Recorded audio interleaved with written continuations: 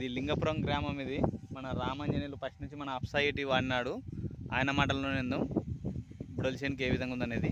చెప్పన్నా ఎట్లా వాడినావు, ఎట్లా తేడా కనిపిస్తుంది? ఫస్ట్ ఒకసారి అడుగు మందులు వేసిన, మళ్ళీ నెక్స్ట్ తడి కట్టినాక మళ్ళీ నెక్స్ట్ వేసిన, ఇంకా 2 సార్లు పైన వాడిన.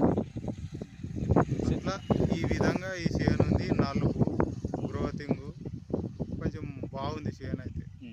నాను వాడబట్టి కూడా ఒక 5 సంవత్సరాలు అవుతుంది ఈ మందు. నువ్వు ఏమేమి పంటకు వాడినావు ఇంతకుముందు కూడా? నేను శనగకు వాడుతుండా, మిరపకు వాడుతుండా, కంది చేను, వరేం వేస్తలేనులే. ఈ 3 పంటలకి, పత్తికి, మిరపకి, కంది, బుడ్డలు, ఈ 4గిట్లకు వాడిన. 4గిటికి కూడా మంచి పని చేస్తుంది. కంది చేను కూడా పక్కనే ఉంది కదా, అది కూడా.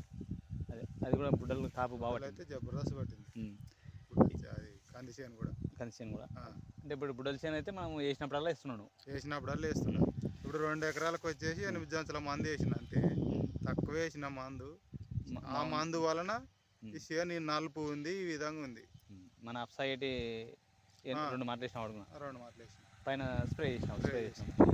అంటే మన అప్సైటీ వాడడం వల్ల బుడల చేనుకి తేడా అంటే పంట బాగా వస్తుంది అంటావా లేదా? పంట మేలే, పంట అయితే పంట జబర్దస్త్ వస్తుంది. ఇంకా కొంచెం బుడ్డలు కూడా గట్టిగా తనం ఉంటుంది. తూకం కానీ అవటం కూడా బాగుంది. తూకం కానీ గుండు కానీ నిండాగా ఉంటుంది. ఇట్లా మన అప్సైడ్ కానీ కరెక్ట్గా వాడుకుంటే పల్లి పంటకి ఈ విధంగా ఉంటుంది, మిగతా పంటలు కూడా ఉంటుంది. ఓ పంటకు ఓ రకాల వాడే విధానం ఉంటుంది. దీని గురించి పూర్తి ఇన్ఫర్మేషన్ కావాలనుకుంటే నా నెంబర్ కాల్ చేయండి. ఇప్పుడు చాలామంది బుడల చేనులు పెట్టి అనుకునేంత దిగుబడి రాక రకరకాల ఇబ్బందులు పడుతున్నారు కదా, అటువంటి వాళ్ళ కొరకు ఈ వీడియో తీస్తున్నాము. అందరికీ ఉపయోగపడాలనే ఉద్దేశంతో వీడియో తీస్తున్నాము. దీని గురించి పూర్తి ఇన్ఫర్మేషన్ కావాలంటే నా నెంబర్ కాల్ చేయండి.